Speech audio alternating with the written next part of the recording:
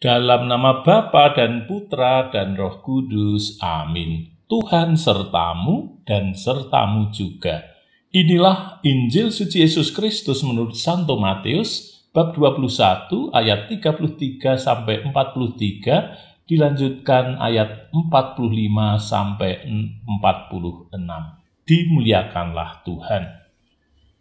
Tuhan Yesus bersabda, "Dengarkanlah suatu perumpamaan yang lain. Adalah seorang tuan tanah membuka kebun anggur dan menanam pagar sekelilingnya.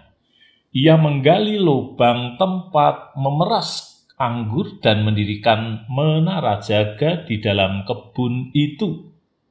Kemudian ia menyewakan kebun itu kepada penggarap-penggarap, lalu berangkat ke negeri lain.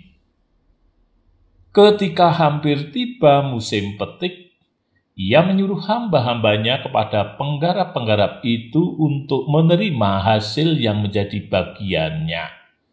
Tetapi penggarap-penggarap itu menangkap hamba-hambanya itu. Mereka memukul yang seorang, membunuh yang lain, dan melempari yang lain pula dengan batu. Kemudian tuan itu menyuruh pula hamba-hamba yang lain lebih banyak dan daripada yang semula.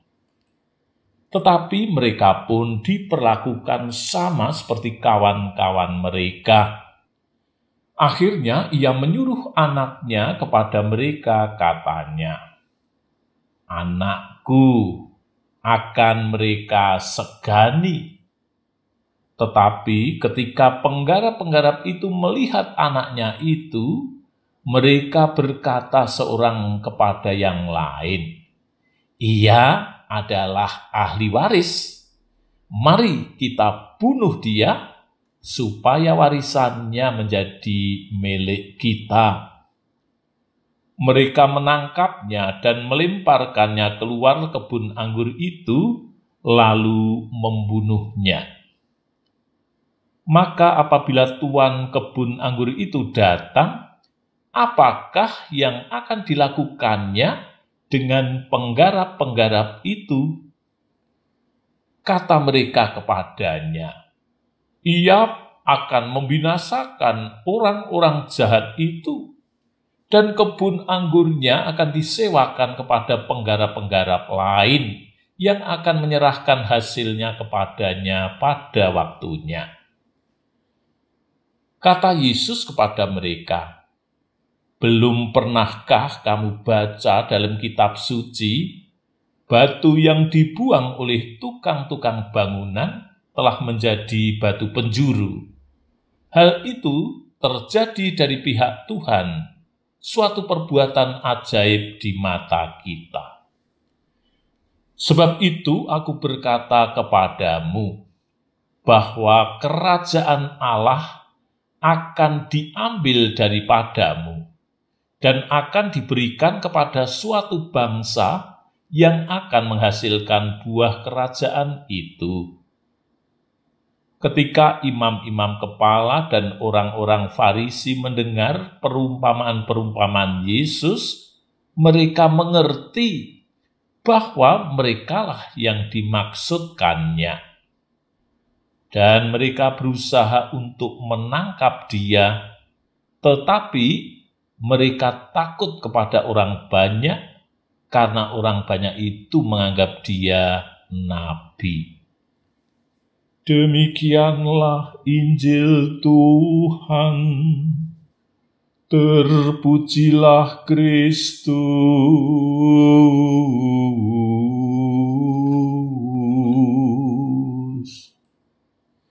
Ibu, bapak, suster, bruder, para muda, anak-anak, putra-putri Tuhan, umat Katolik Paroki Santa Maria Fatima di Banyumanik, yang dikasihi dan mengasihi Tuhan.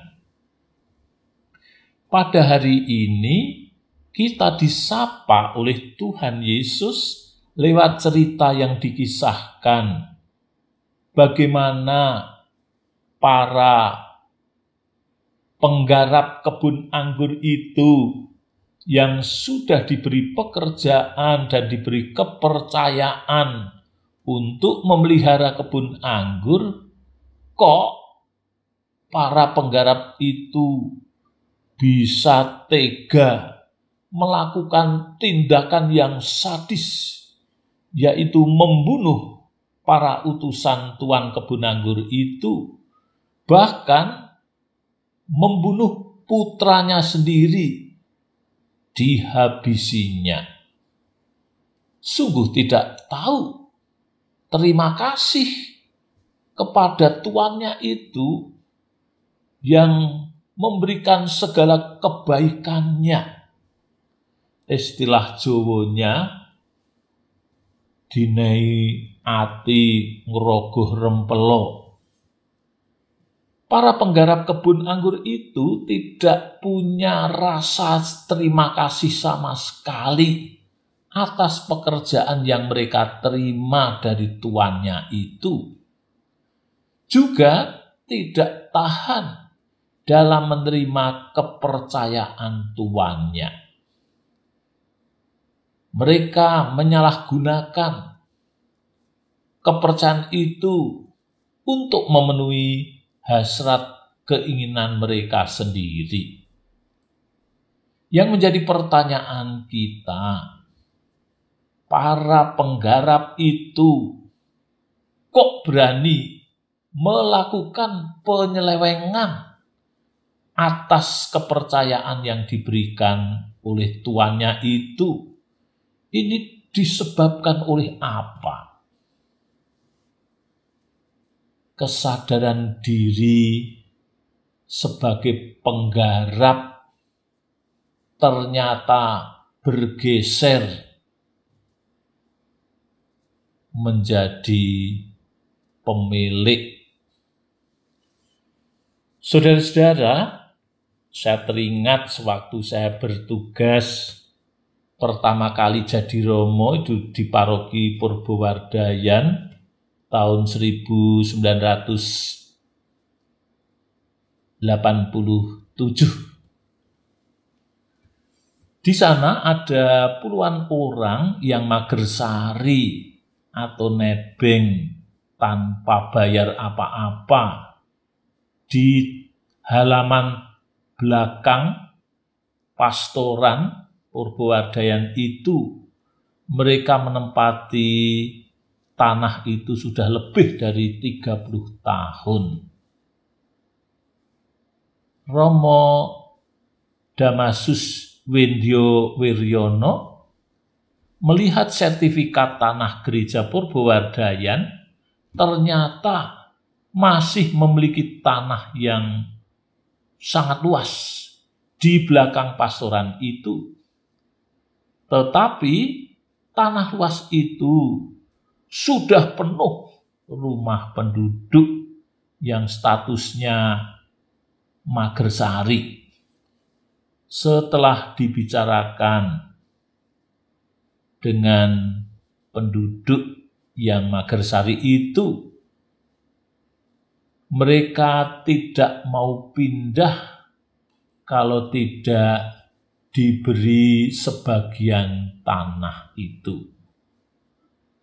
Maka mereka akhirnya menyepakati bersama bahwa setiap rumah yang magersari itu mendapat sepertiga luas tanah yang mereka tempati. Maka akhirnya pastoran Purbowardayan mendapat tanah yang masih cukup luas. Dan akhirnya salah satu bangunannya berdiri di belakang pastoran itu, yakni aula Purbowardayan itu dengan luas tanahnya di sekeliling pastoran itu, di sekeliling aula itu ternyata masih cukup luas. Itu hanya salah satu contoh kecil dari ribuan kasus yang terjadi di mana-mana, yang intinya orang begitu mudah menyalahgunakan atau menyelewengkan kepercayaan orang untuk kepentingan dirinya sendiri. Masih banyak kasus terjadi di hadapan kita tentang penyalahgunaan kepercayaan orang.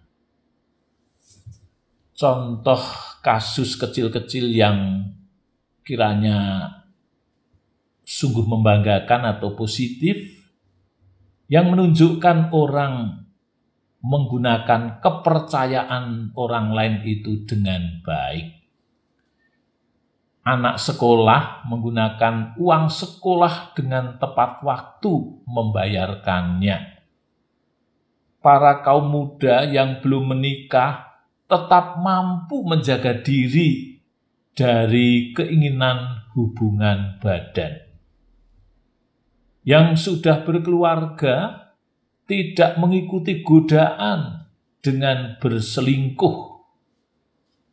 Para pimpinan, orang-orang teras atas tetap bertahan dalam tugasnya masing-masing, sehingga kesempatan untuk berbuat korupsi yang terbuka lebar itu pun pimpinan itu tetap bertahan dalam kejujuran.